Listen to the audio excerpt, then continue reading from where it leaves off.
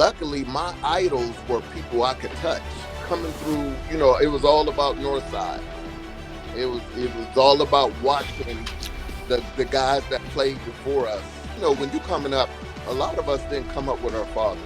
When you select a role model, you better select a good one, because you're entrusting and you're Yeah. following sort of like their footprint.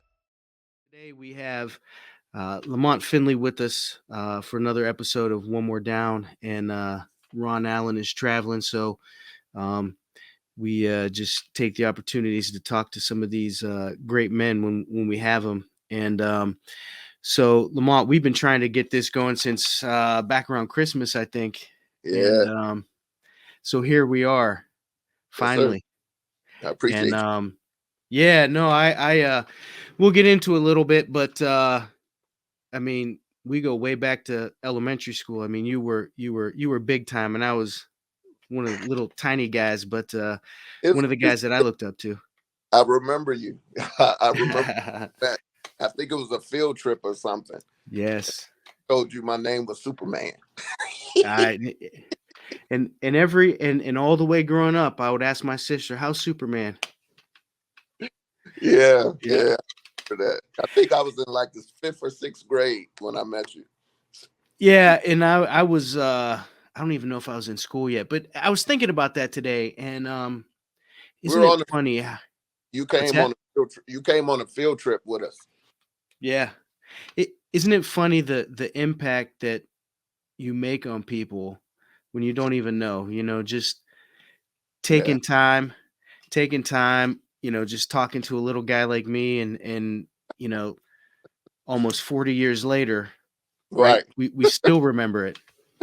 right. Yeah, it was funny the things that you remember, but that's why, anytime I come into contact with somebody, it doesn't cost a thing to speak to them and be nice. You never know. Down the road, here we are.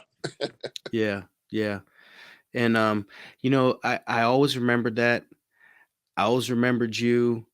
I always remembered fondly, and I think that speaks to some of the things that you're doing now, Yeah. in investing in people and seeing the value in them. Yes. Hmm. So, I appreciate that. And Yeah. Thank so just getting started. I mean, you are a 1991 graduate of the Rayen High you. School. They ran definitely. Yes. Yeah. Yes. Along with I think same year as my sister, correct? Yes. Hmm. And maybe talk a little bit about just your upbringing, some of your family, just kind of growing up. What brought you to um, where you are today, sports, and we'll kind of go from there. Okay. Well, I was born. I was born in Youngstown, Ohio. I've been the North Side all my life. So I had a small stint in Harding. Got put out of there, and I'm end up in Madison. That's where I met your sister in Madison Elementary. Went to Hayes Junior High. Um, and actually, I think I played football for the North Side Knights as a young guy, but I just was out there because I had brothers that played. I was really not interested in football as a kid, but I'll be out there. And I didn't come into my own. Um, it was maybe my sixth grade year is when I kind of got people attention. Like we had a principal, Mr. Conley Yes. or Madison, and we would fight a lot. Fight a lot. So he decided he would take the two groups, because it was a group of East Side young men and a group of North Side young men, and Madison was like, you had East Side and North Side kids in that school, and we would fight all the time. So he decided to take us outside during the school day and play football, play touch football, them against us. And I remember us being out there and we're playing and we're going and battling against these young people, and that's when I had a love for. I realized that I love to run, and he told me, after a few of the games, he told me, he said, "Hey, I'm a call um, to a friend of mine up at Madison. I mean, at Hayes Junior High. I want you to go out for football and stuff." So, he called up there to Mr. Leon, Coach Yeah. Leon, and not knowing that I'm rooted in this. I have older brothers that played. I have cousins that played. So coming up, I realized playing sports that you can teach anything in life when you play on a team sport. It teaches you values as you mature and you grow. And so we I had I was lucky to have older brothers, Barry Finley, who's the current fire chief. That's my oldest brother. Then I have another brother over me, Todd Finley. Both of them played at Rand. I have cousins. I'm first my first cousins is Tony and Sterling Hayward, Hmm. who played for Rand, and Terry Taylor, all of that group. And so, I grew up watching these guys. And I remember when Tony and Sterling played, they got to play at Rand Field. And I remember going to them games, and they just seemed so big, so larger than life, and luckily my idols were people I could touch. I really wasn't, I would watch, Pittsburgh Steelers and watch them play. I mean, on TV and all of that, and like players and stuff, but my brothers was my idols, and they were in my household. So it was both a gift and a curse, because when I went up, everybody expected me to be them. I didn't have my own identity. Like, even my jersey number, I wore number 5. Well, Todd, he wore number 5. And Todd, and not just because he's my brother, he was the best athlete I've ever seen in my life. Hmm. I mean, the things that he's done, I've never seen somebody, he literally never came out the game.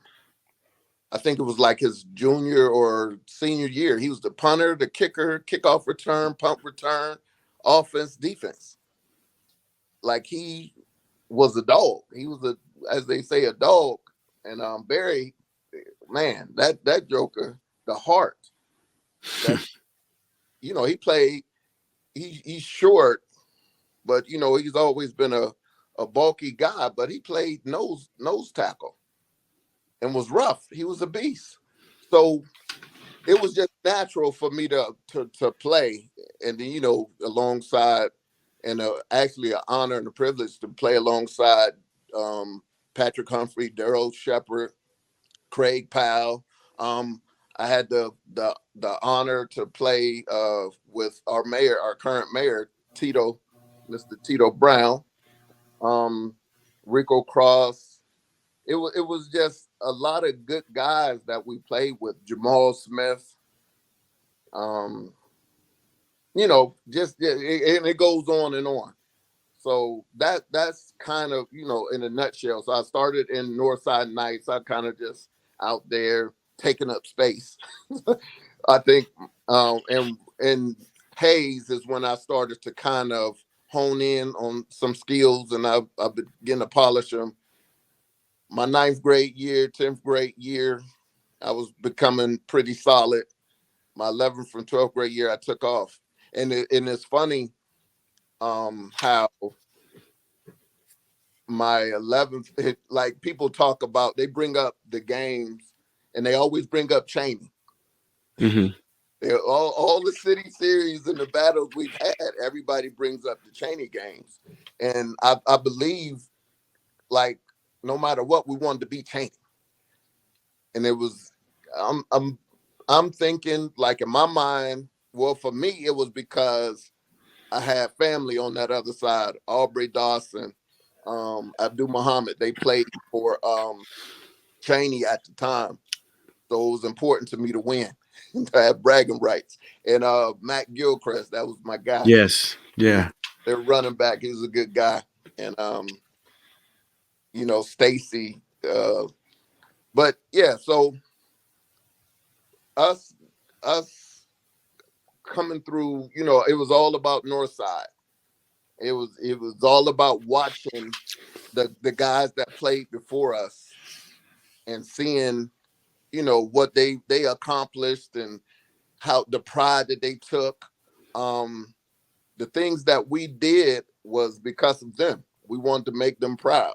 It was our turn. They passed the baton to us, and we wanted to run with it. And I was so circling back to Madison, I wanted to make a comment. So Mr. Conley, great man, Yes. great man. Um, and I remember when when he had to paddle me, he Ooh. told me to shut up and take it like a man.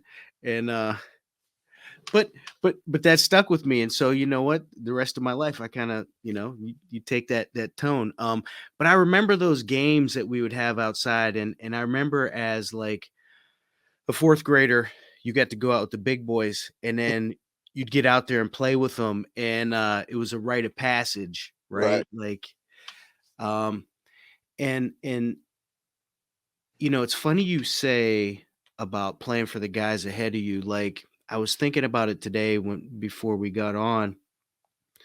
I think that neighborhood school piece Mm, where Youngstown has shrunk in population, but I think the footprint has gotten wider because so many people have gone like to Austintown, mm, to Hubbard, to Lowville, they're Camel, they're instead of being that North Side crew. right. And Right. it it it's so important.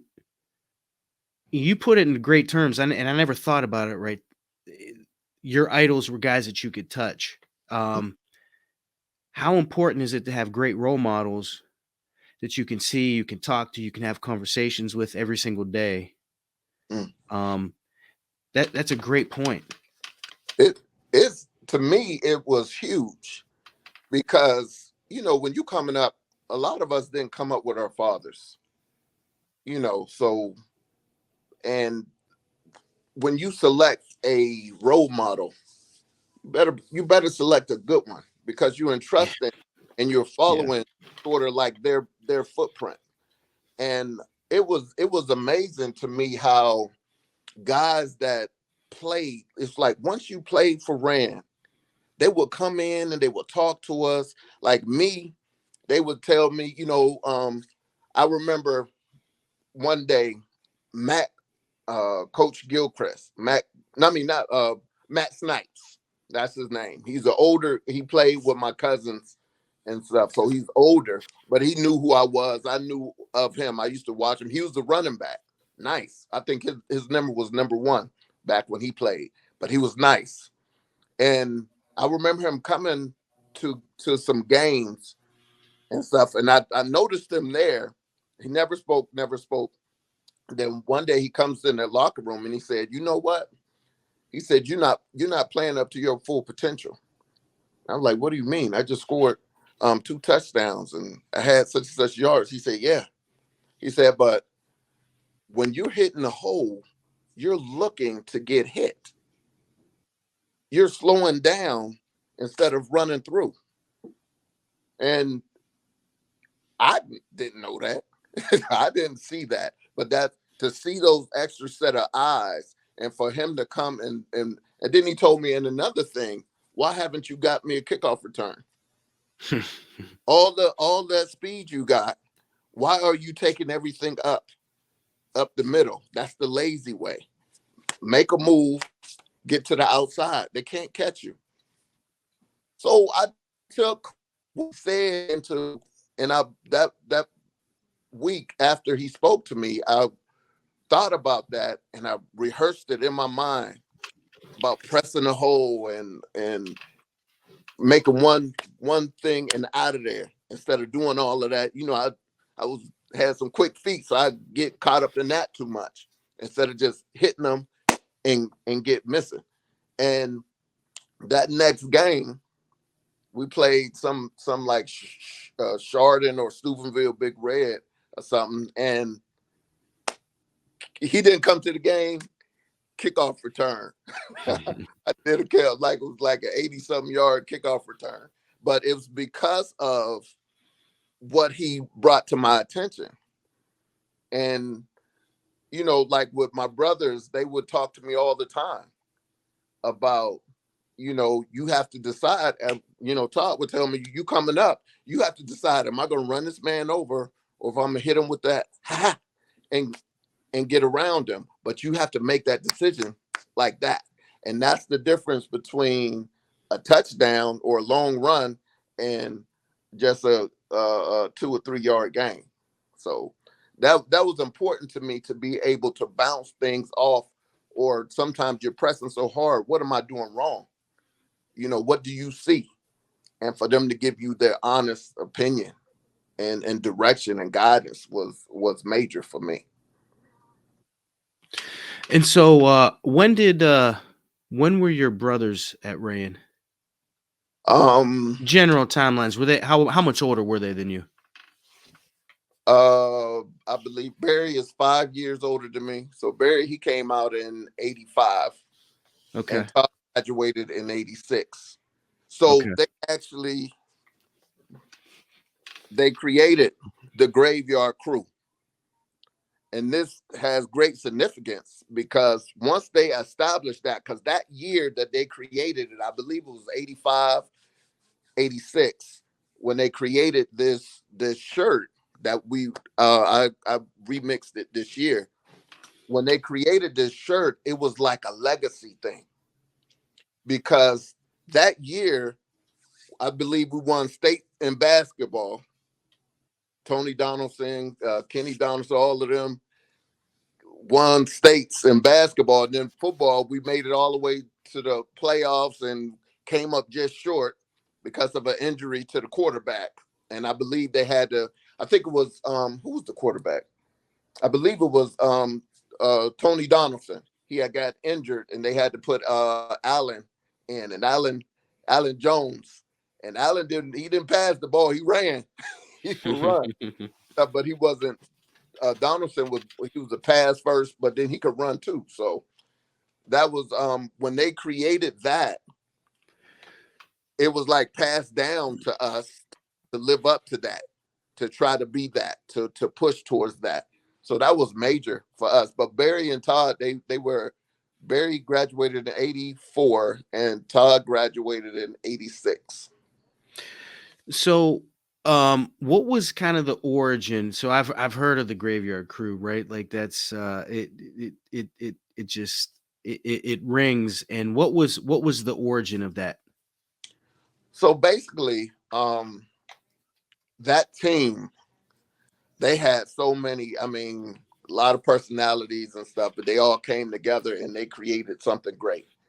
And basically with the shirt, the Tombstones is what they say ran through. So they done ran through South Cheney, uh, Big Red, East Liberty, all of the teams that they Right. played. So it's just like it was good fun. It was a good, it was a way to kind of pay homage to them. And I believe the creator of it, the design itself, was one of the coaches.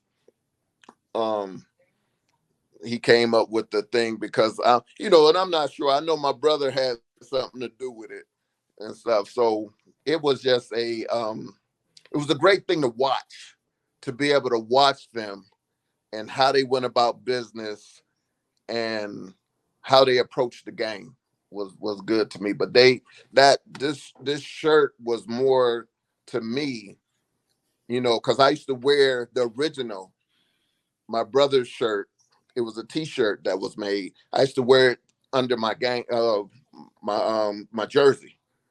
and stuff. So I kind of like try to will myself to victory and stuff, or doing the right things, and uh, trying to lead the right way, as far as, because I knew I had to pass that baton. I only had 4 years, and I have to pass that baton to the next person. So I have to, you know, put forth a certain precedent for them to aspire to, just like what was done for me. And so, you what you're talking about there, I hear it seems like you're talking about a lot of the tradition. Yes, And definitely. and s- and so, what is you've kind of said it, but what does that tradition mean to you specifically about Rayen, and what was did you recognize the tradition coming up and while you were there, or is it something that hit after you left? I recognized it when I before I got there, because like I say, um, my brothers, I watch. Okay, I watch my brothers watch my cousins play, and my cousins was my brother's idols. Like they would talk about them all the time as if they were professional athletes. But they would talk about, and when I would go and watch them, like Tony, oh my goodness, he was a running back. He would, man, legs like Earl Campbell and stuff, and he was nice with it. Um, Sterling, Sterling, I watched. They played a game against East, and I was a kid. I was a young guy. I was up in the stands, and I remember my cousin hitting somebody so hard that the guy slid. It was wet outside. It was muddy. It was a nice muddy game, and he hit him, and the guy slid and got stuck under the fence. And I just thought that was just amazing to me. But I watched my brothers idolize my cousins and stuff, and gaining the traditions and watching and studying them and stuff. And so then it was their turn. So I watched them watch my cousins, and then I watched them. So when it was their turn, I'm like, dang, because at first they didn't look big, they didn't look larger than life until they hit that field, and it was their turn. And so I knew coming up, I'm like, man, I have to. It's some shoes to fill. It's some Yeah. shoes to fill. So, and then me playing. My brother Todd was a running back, so I played running back. So of course, the coaches knew that I was his brother, so they expected me to be him. But it was only one him. That guy was amazing. So, but I did what I could do with it. So I took 5 and see what I could do with it and stuff. But it was that's how it went for me. So I knew early on that, man, that's an honor to wear that jersey, because I know a lot of I watched the teams get smaller and smaller, because a lot of our guys, by the time that I came around, we were out into the streets doing other things. So a lot of Hmm. them didn't play football. So, it was just a learning experience, and it was something great to see, like year after year, the success. And a lot of people, like these young guys coming through now, they don't get that. That city series was huge. That city series, to most of us, was larger than any playoffs or whatever, because you've seen these guys. Hmm. You got bragging rights for the year. You hung out with these guys out off the field, but on the field, we going to war. And but off the field, we love. I seen a young man the other day, Tank. Uh, I can't remember his real name, but I seen him, and I remember him from the North Side Knights. But he ended up moving to the East Side, so we played against each other. Um, when he went to East. And I was just telling him, I told him, I was like, man, you were nice. You was a nice running back. I seen Nate Woodard. I was talking to him and stuff. Friends, Yeah. but we got on that Yeah. field. It was something different. When so I'm trying to think back to when were your brothers playing at Rayen or Rayen Stadium? Or did they start transitioning down to YSU? They started to transition to YSU when they played. And what didn't the scoreboard catch on fire or something? Which kind of That ran. Somebody okay, set the scoreboard on fire. okay. And then that was kind of when they transitioned down there, or Yeah. okay, After that, they didn't have a way to keep score and stuff, and I think yeah, that's transition to down to YSU, which was weird. It was really different to play at YSU because that was like the beginning of turf. yes, All yes, the Up until that time, all the years we played on grass. So the turf that they had then in the beginning was like a little carpet. It yeah, was thin. It was yeah, really thin and stuff. And you had to learn how to fall on it. And it took some learning and stuff. It was a quick surface. I think it was quicker for me, but if anytime that you have a speed team, and that's what we were, a lot of people couldn't deal with our speed and stuff, and we were lucky to have it, you know, year after year. And Coach Turco, he inherited all of these guys and stuff. yeah, He led us and helped us to maneuver through the city, and we were real successful with it and stuff for some years. But they had some. It was some good football being played in the city. You yeah. had South, you had East, Wilson, you had Cheney, and of course D Rand. But we played some games. Yeah. And I think that's one of the things that if you talk to kids today and you say, oh, there were six teams or whatever, and any one of them in any given year had an opportunity to win the Mhm. championship, they'd look at you like, what are you talking about? But it really was. And you look at the names that came out, Yeah, the players, it's really just shows how the city and the dynamic has changed. and um talent like basketball. Omar Muhammad was like the man. I He had the attitude. He had the game. He that Hey, O was the man. O was the man. Kevin Traylor, the man. You had so many of these guys. So we wasn't just football. We were basketball. We had track and stuff, but it was a pride thing because everybody wanted to be the team that won it that year. yeah. Stuff. Everybody wanted to be the team to win it. You mentioned, and I was going to save this for a little later, but you mentioned about the tradition and the importance of carrying that tradition on. So you said you recognized it by watching your brothers, watch your cousins, then watching your brothers, and then you having it. So how does how does that all feel and translate when they decide to close Rand and all that history and tradition? I was thinking about this when I was coming home. Um, and my whole life, as far as Youngstown, has been erased. Um, I can never come and walk through my school again and visit the school, come speak to the school, speak to the kids. I can't do that. It's gone. Um, Hayes, when I look at Hayes, it's just there. You know, um, it's sad. It's sad because it was rich in tradition.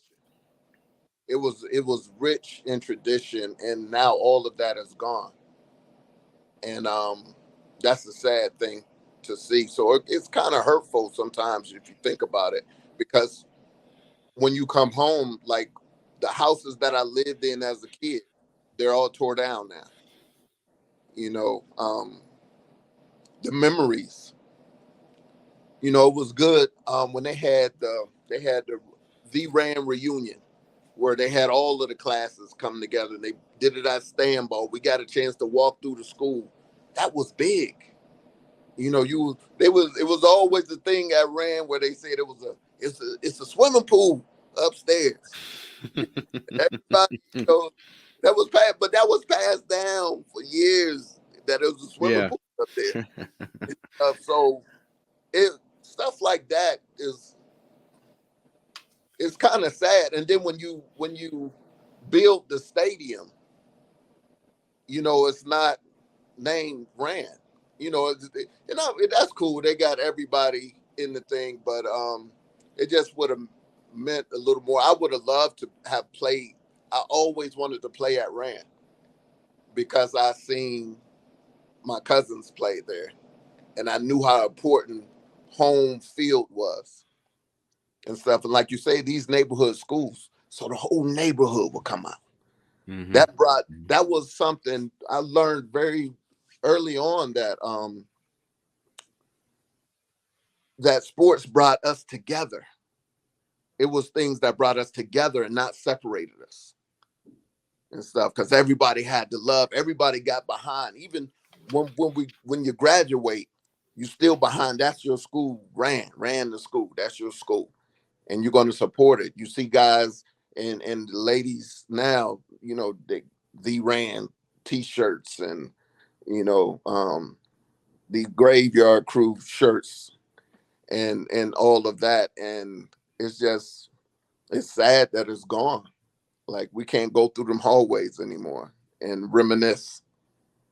So yeah, it's kind of hurtful sometimes when you think about it. And I think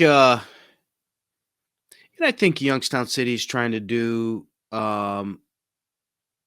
honor what they can, but still be inclusive. But like you're saying, man, once it's gone, it's gone.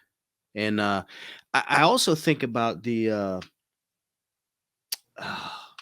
mural in Rain, right? My sister used to talk about it, Yeah, the mural. yeah. And I think they took that, and that's down at the Youngstown Historical Society, I believe. Um, but there's so many, um,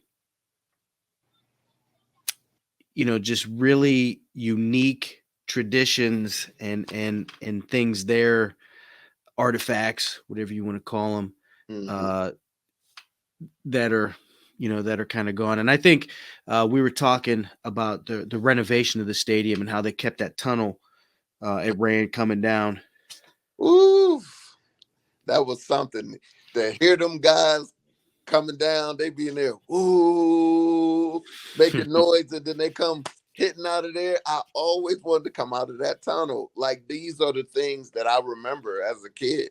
Like, man, I can't wait until it's my turn, and I hope that I do it justice.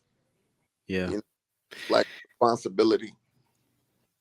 And I think that's neat, right? So if nothing else, um, if those have transitioned out, and we all get to a certain age where we're just not what we once were, and people look at you differently, but hopefully those memories, legacies, traditions are being created now for kids today, wherever they may be, Mm. because like you said, it's so important. And how much that motivated you to be the man you are today because of the men that came before you and influenced you. Um, can you talk a little bit about uh, Hayes? And I was going to ask you if Chester Leon was your coach. Who Yes, him was and he there at the time? Coach Mosley. But all of Okay. them, Dennis Mosley, he played football for Rand as Yes. well. So Yes. Right. he's Diallo Anderson. That's his family. But yeah, Coach Mose, that was my coach. He was up there forever. Chester Leon. Chester Leon. Um, he was always so was there ever any he was always trying to get kids to go places, right? Was he trying to push you to Ursuline or anything? Well, he talked to us about different things and stuff, but me, I believe the first time he spoke to me about it, he knew where I was going. Right. He already Which knew. I could tell from this conversation, right? Yeah, he knew where I was going, so he didn't really speak, try to influence me, but he would always talk about the good education and the facilities and stuff and the Yeah. opportunities that come out of that. But that didn't mean nothing to me at that time. Yeah. Chester. Um, so you circling back, um, 85 team, something that I didn't know until not too long ago when I was doing some reading and some things. That 85 team was the first Youngstown City School team to make the playoffs. Yeah. Um, which is, I mean, that's incredible, right? You know, like I think they started playoffs in '74, and that's a huge accomplishment for that crew. Hmm. So you enter, and we had Turco on another podcast, and he was talking about that experience Yeah. in that team. Um, can you talk a little bit about entering into Rayen and playing for Coach Turco, and so you've watched all these other guys do it. Now you're here, and what's that experience like? It was just, it was like one of them things. It's my turn. Like I always um respected him for coming into the city. I know that had to be hard to try to come into the city, predominantly black men, and come and lead us, you know. But he was there, he stayed there. I'm sure he had other job opportunities at some point. And you know, he was a fair coach because I was a emotional player. Like I cared about what we put out on the field. I cared about um the guys and the effort that we put out there and stuff. And I just remember him kind of, getting us straight, disciplining us when we needed to speak to somebody about it. Didn't have to be about football. It could have been about grades or whatever. He would be there. And I think out of all of them, I probably gave him the as far as my brothers, I probably gave him the run for his money. 'Cause I was just strong willed and stuff, but he dealt with it, he guided it, and so I respect him for that. And so your freshman year, what do you do in your freshman year? Did they have a freshman team? Are you getting some varsity time? What's that kind of look like? My freshman year, I came in and we they had a freshman team. We played on the freshman team. Me, Pat Humphrey, Daryl Shepard, Barry Hickson, Craig Powell. Um, we played on there, and we were getting our feet wet. It was kind of intimidating, to be honest, when you first get there, because you're coming from a smaller school. You're coming from, when we played at Hayes, it wasn't the crowds that when we played at Rand. So now you got people that I don't even know who I am, and that kind of freaked me out sometimes, But my ninth grade year, I was just trying to find my way. I don't think I didn't play any. I know I made the traveling squad, but I didn't play any varsity my ninth grade year. Um, I believe in my sophomore year, some kickoff return, um, some cleanup, But it was like when it was my time to go, it was a guy, Jamal Smith. I just felt like, they was like, all right, well, they have put me over him. And I'm like, he older than I am. He needs to get these reps and stuff. I don't know. I was a different type of kid. Um, so how what was the enrollment or how many kids were ran at that time? Best guess. Oh man, Or what was a graduating class maybe like? About how many people would you graduate with? it wasn't a lot of us. We were small. We were small. Maybe 200. I was like, I don't Yeah. know. It was like maybe No, two. yeah, and I just wonder because the north side is not. I mean, there's not a ton of people there, and then you also get some north siders that go to Ursuline or So I'm just kind of getting a. And then, how many kids do you think you had? How many guys do you think you had on the team in that time frame? I don't know because God, that's some years ago. I have no idea. Yeah. I'm, Well, Turco was, and the reason I asked because Turco was talking about being a smaller school within the city. yeah, we were small. We were Yeah. small, and we didn't And have courses that other schools had, and you know that's why we wanted to prove ourselves that we were good enough, even though we yeah. were smaller school and stuff. We were good enough to compete. Um. So in 80, in 88, in 89, so 87 South wins the city series. 88, you guys win the city series. 89, you win the city series. Right. So there's a pretty good run Hmm. of success, right? So 85, you guys are in the playoffs. You got the graveyard crew. You're winning the state championship in basketball. And I remember being at the parade downtown at in front of that fire station. Hmm. When, Yeah. when right downtown after they won the state championship, my dad took me down there.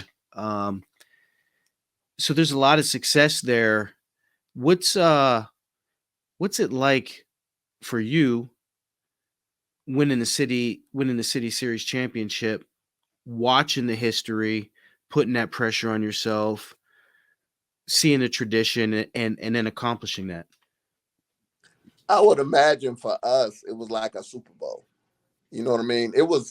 That's what we wanted. That was the goal. You know how in professional sports they set out to win the chip. They want to win the Super Bowl. They want to, for us, we wanted to win the city because if you want any type of respect, you got to get respect where you live first. So it was important for us to win the city every year. And like I said, you know, um, when I came through, I knew a lot of athletes that wasn't playing, whether it be grades or just other things. So I'm like, man, but we can't use that as an excuse. What are we going to do to overcome that? Because we had a lot of good players, great players, to come through Rayen, and we did what we had to do in order to compete. Um, and so one thing I want to ask you about, you mentioned this earlier and you just brought it up again. So you were talking about guys that weren't playing because, and I think you said because they were in the streets and that type of thing. So you lived it, and I was on the north side. I was growing up on Florencedale when this kind of transition happened. Like, what was? It seems like if I remember, and I would have been like 10, 11 years old, so I was really young. But everything started to change late 80s, early 90s in terms of the violence, um, just all the negatives that were out there. Um, what was it like for you kind of before and after? Like, I just remember thinking, like, listen, man, I was riding my bike around, I was riding my big wheel, doing my thing, like just being a kid. And then all of a sudden it's like my parents are saying, hey, you can't go up here, you can't go there, you got to watch out for this. You're a little bit older. Mm-hmm. What was that view like as a young man, seeing some of these changes happen, and all of a sudden all these murders are happening, and things are really changing? Well, like you say, I'm older, so I can remember when the steel mills was open. So, and Youngstown to me was very different then. It was like brighter. The grass was greener. People had pride, and doing pretty well for their families. And I remember when it closed, and I kind of put that together with the street crimes, because now you don't have that money coming into those households. And now, if you put finances or uh, the burden of finances in any relationship, that's a strain. So I looked at, fathers were not no longer in the households. Guys were, trying to provide for their families and maybe go on the street route to do it. It was different because like I say, I would find myself in fights a lot, coming up for whatever reason. And I remember when the violence started to get um, just everywhere and being so common, I remember kind of trying to tell myself, hey, everything don't have to be a fight. Mm-hmm. Sometimes you have to walk away. So it made me adjust to what was important, and it was sad because it was a fear thing there, to where, like, dang. And I remember thinking, like, I just want to, because it hit me hard because I lost a lot of friends, a lot of friends, uh, to the violence of the streets. So it was not just people I knew their names; it's people I hung with, the people I cared for, and that was hard. That's hard on anybody to see it. And you know, you speak to anybody from Youngstown, we love Youngstown. We love the city. We this place, no matter where I go in life, Youngstown is my home. Youngstown helped made me who I am, helped to make me who I am, and it helped to raise me. Because back then it was more, you were raised by a village. If I did something, by the time I got home, I done got 3 butt whoopings before my mother got hold of me. And they're on the phone telling her when I'm coming through the door what they did. But then it shifted to where that village became against each other, because now you can't touch somebody else's kid. You can't discipline somebody else's kid. Um, so yeah, it was transitioning into a sad time, because it wasn't the laughter and stuff, was, things was just a little harder around, you know, the struggle. It was, so it was kind of a weird time to see that. But then I fast forward to now, and now it's just so common, and that's even sadder, because it's like it's accepted now. And I just, and that kind of helped me to program my mind to, if you make it in Youngstown, you can make it anywhere, because Youngstown is a hardworking people. We're a prideful people.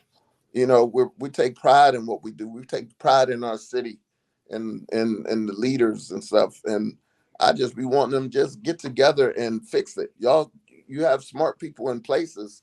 Let's get together and fix this thing. It's always going to be more good than bad to me. But the good has to stay together. They have to stick together. And that's the thing. It's just, so it was kind of a weird time for me. Rough, Yeah. rough patch.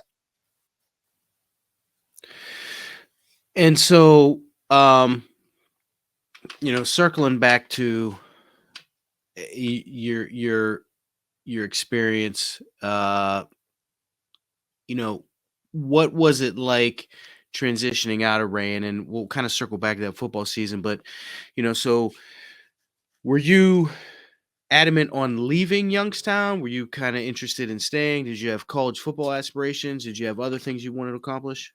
Well, I got a shot at playing at college and stuff. I blew the shot. Got caught up in some street stuff, um, and that kind of ended that. But then I end up getting in some trouble and got end up in the military. And so when I ended up in the military, it took me out of Youngstown. I had never been out of Youngstown, you know. Hmm. So Youngstown was life to me. That's all I knew. So when I went to the military, I was in the Navy, so I got to see a lot of different places, man. I got to France, Greece, Puerto Rico. So I got to see the world. And in the travels, it kind of opened my mind, opened my mind up. And a lot of times I wish I would have come home. Um, but then it was like by the time I'm coming of age and I'm making decisions and stuff, you could see stuff is just closing down. The schools are, Rand's gone, Hayes closed. It was just so it's like nah. So you have to make decisions and stuff. But I've always loved to come home. I try to get home as much. I don't get home as much as I like, but I try to come home and stay connected with the good people that help me to become the person that I am. And if they call me, I'm there. If I could make it, Yeah. So, did you where did you grow up on Thornton? yeah. Well, we started on top. Well, we started in Westlake, then Todd Lane, and then Thornton. Okay. Were Mm. you near Elm Street side, or where were you Yeah, at? there, right there. We were the second house from the store on the right Oh, hand coming down. Sturgeons. Surgeons, yeah, Yeah. Yeah. Yeah. Wow. yeah, Yeah. That building's still there, but it's not. yeah, Not. yeah. It's not. I rode Um. past and I seen it. I was like, man. But all of those houses are gone because Bawani Johnson, he lived right by the store, and I lived right next to him. Um. So I got some film. All right. Can you see that? You see that there? No, I don't see anything. It's all black. Okay. How about this? Can Yeah, you see that now? yeah. Okay. Oh All right. yeah, So this is a Saturday afternoon game. yeah,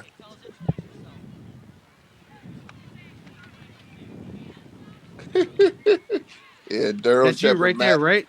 Yeah, me and Number Mac, 5. Gilchrist. There you go. You got that. You got that 90s haircut, man. Looking good. Yeah, man.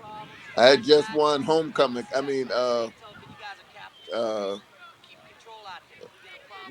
the court. I was on the court Oh, for there you that go. game, and I just won the king.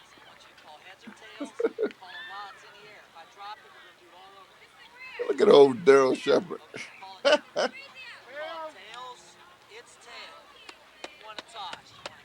Yeah, fired up. There you go. Captain Lamont, he said. Heads or tails? Tails never fails. You won it.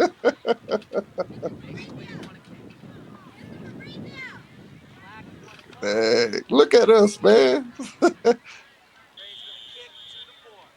Mm, yeah, me and old Mac. Look at them guys coming out. Yeah, getting ready. So we'll fast forward a little bit there.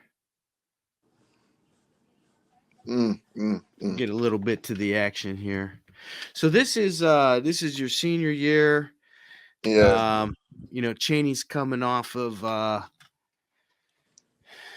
Burtis took over 2 years before that, 3 years before that, really struggling, but playing tough. And this is the Saturday afternoon game. So here we go. that's Pat Humphrey.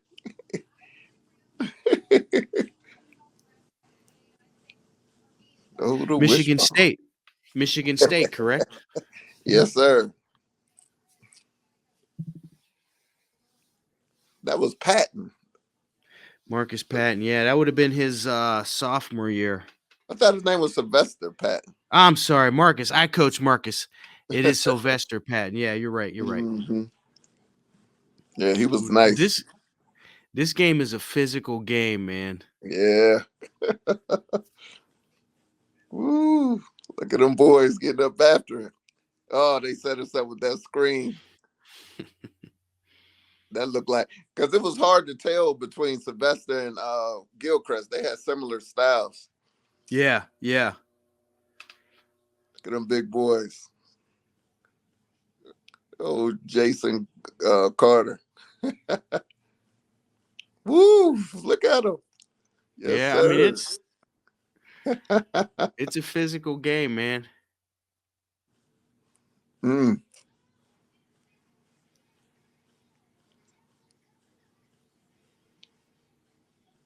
So Cheney ends up going, I think maybe 14, Yeah. 13, 17, something like that goes up, and then Come back.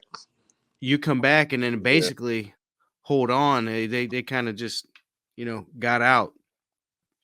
It was, when I think about this game, it was like the year before they said that was one of the reasons why we won. And this year right here, I was one of the reasons why we lost. Because I didn't know I was playing. Well, I didn't want to go to the doctor. Oh, that's Oh, me here right we there. go. Yep, there you go. It's There it is, bouncing it. You were just talking about it. yeah, had to bounce it to the outside. But the problem with this game was I was playing with a broken fibula. Yeah. I Well, didn't when we know. were talking, I remember you saying that. So maybe that's Humphreys, right? Yeah, that's Pat. Yeah, Yep. that joker was nice, man. He was nice with that wishbone. So what you were talking there he is again. You were talking about your broken tibia.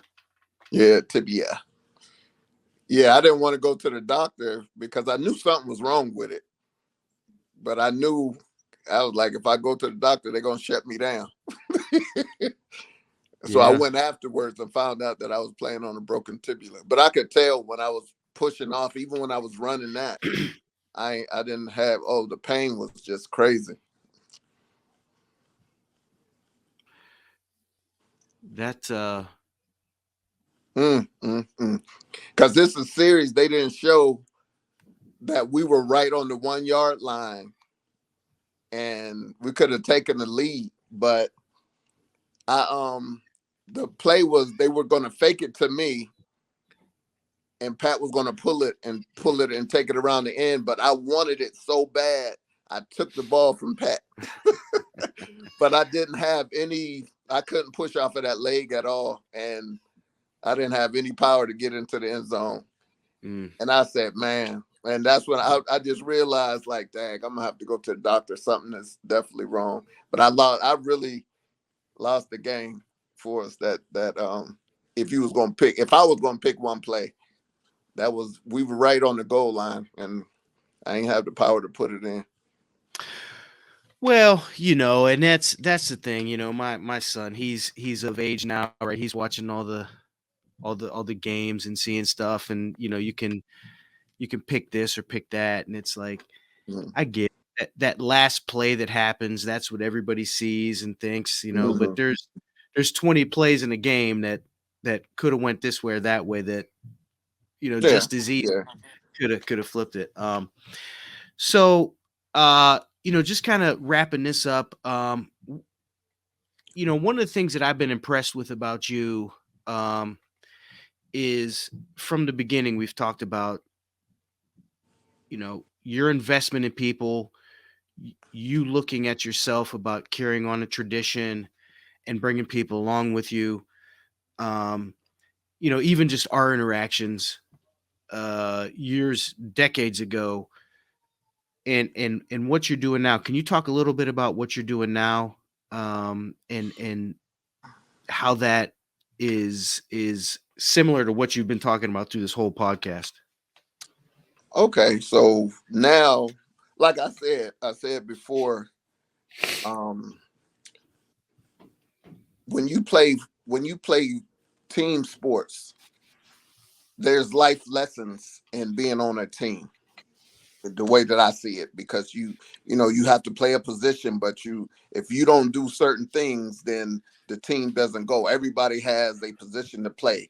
Like when I would score touchdowns and stuff, people would give me the props for it, but I wasn't going anywhere without that O line. So it didn't matter what I did. So um anyway, I live off the principle of responsibility, and tradition, and it's what I owe. So me living that way has led me to mentoring youth. So I run a program. We just relaunching it this year. It's called Boxing to Live. It's a high quality mentoring program, and I use the things that I've learned through sports to help teach them. So we use boxing, and it's not where they get in the ring and they're fighting anybody and stuff, but I've used that as a way for them to release anger and stress. So instead of you hitting this young man that's going to get you suspended from school, or even worse nowadays, I'd rather you hit this bag. Then once I got you tired and I got you listening, now I can pour into you. So we have two components: youth development, educational component, and a physical component. So we try to be kind of innovative with what we're doing. So kids are in the video game, so we use.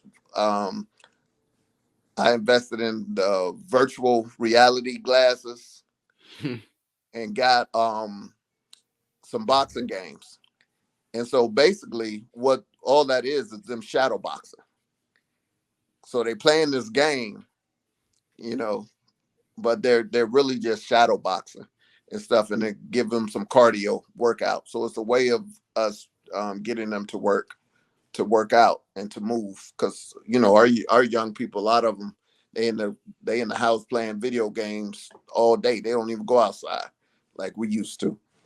So I've been doing mentoring probably all my life, because even when I played football, I would invest in the younger guys coming, because I knew that you had to carry this on. I wasn't going to be here all the time. I know my run was going to be up, and somebody had to carry it on. And so we had people like Mike Grace, you had Eugene Young, Taiwan Tillis, um, Taylor Irby, Dame Irby, all of them guys coming behind us. So mentoring has always been a part of me, because I feel that I owe. I that's my responsibility and stuff. That's a part of the tradition to pass on. So I'm just doing the same thing with our youth. Um, you know, reaching out to other programs, and connecting with them, and together, I think that we can kind of reprogram the program as far as with our young people. That's just on our conversations here from on the phone before and now, it, like you said, you said, I think I've been doing it my whole life. I would agree. Even as a sixth grade kid, fifth grade kid, taking time to acknowledge, a little kid tagging along means a lot. And it has an impact on people. So um I think it's very fitting that you're doing what you're doing now. So I applaud you, man, and it's really impressive. Thank you, Um, thank you, thank you. I appreciate you. and then how we kind of wrap all these up is the title of the podcast is One More Down, and so the question that we wrap everything up is, um, given all your experiences, given everything that you've been through, given your time at Rayen, wherever you've been, and whoever you've been doing it with, if you had one more down, where would it be, and who would it be with if you could play that one more down? I would redo. I would like to play Cheney healthy. That last game, my senior year, playing them healthy. You don't get those times back. But if I could go back one more down, I would like to, because we wanted that championship. They deserved it. They played hard and stuff, but we wanted it. And Yeah. I one more down. That's what I would be back on that, or I would kind of pull back and let Pat go ahead and take it in there and stuff. But I was just so frustrated. But that would be my one down and stuff to go and put Aubrey Dawson out of his misery. Yeah, yeah. That's a good one, man. So I can't tell you how much I appreciate this. It's been I've been looking forward to this for a while, and so I've been talking to my sister about getting this opportunity. So it's very it's been enjoyable for me. So I I appreciate appreciate it. Yeah, I appreciate you reaching out, man. That means a lot to talk about what we are a part of, some positive, and a lot of people don't get a chance to be a part of something. That was a great thing. The City Series was a great thing. It was a great opportunity. It was a great motivator for us coming up and with young men wanting to compete. And that was like on the highest thing. To what better way to compete than to have these schools and guys that you see out in the street every day at the mall or at a football game, at another football. We would go to other games, just to see, for the love of football. Like I say, sports, whether basketball, football, or whatever, track, it brought the community together. And that was a great thing to see all of these people out at the games cheering us on. And for us, like, I felt like it was a responsibility, because I had young people that would come up to me out in the street and say, "Oh, you number 5." Like, I swear to you, um, I think maybe like the last few times I was home, I met a young man that went to Rand, that came up to me, and he was like, "Oh, you Lamont Finley number 5." And I'm like, "Huh?" Like, and I'm like, I'm old Finley. But it was nice to know that people remember you for doing something positive. So that's why I say it's a responsibility. Like, I took time with the young guy and stuff. He's an older man now and stuff, but took time with him, took a picture. He wanted to take a picture. I'm like, sure, let's take a picture. But it was just, that's the effect that football, everybody couldn't play football. Everybody couldn't get on that field. So if you were on that field, you had a responsibility to that tradition when you Mhm. put on that uniform. So, and I'm just glad that I was blessed enough to be able to play and to have an impact. Yeah, yeah, for sure. And I think that really translates into your love for Rayen, your love for Youngstown, and your love for people. So The ran. uh, the Rayen, that's right. Um, so hey, when you come back in town, let me know, man. We'll get together and meet face to face. And if you got any, I know Ron, if you got any of those maybe XL double XL graveyard crew shirts, hoodies laying around, I know I'd like one. I know I he don't. wasn't there. I wasn't there, but I would definitely wear it. I know he don't want one. Got Cheney right there. They don't want to see that. Uh, You see these guys on the front. I do. I do. This was the way I was able to pay homage to, the guys I looked up to. So this is representative of my brother Todd, who was the Yep. original number 5, and then my brother Barry, who was Yeah, 75. So just that's a way to kind fantastic, of give man. back and give them a shout out. There you go, man. There you go. Well, hey, I really appreciate it, and I will uh, I will follow up. I'll send you this link, Okay. and then I'll let you know when everything goes on YouTube, and we'll kind of go from there. So I appreciate it, man. All right. Go Tigers. There you go, brother. Graveyard Crew.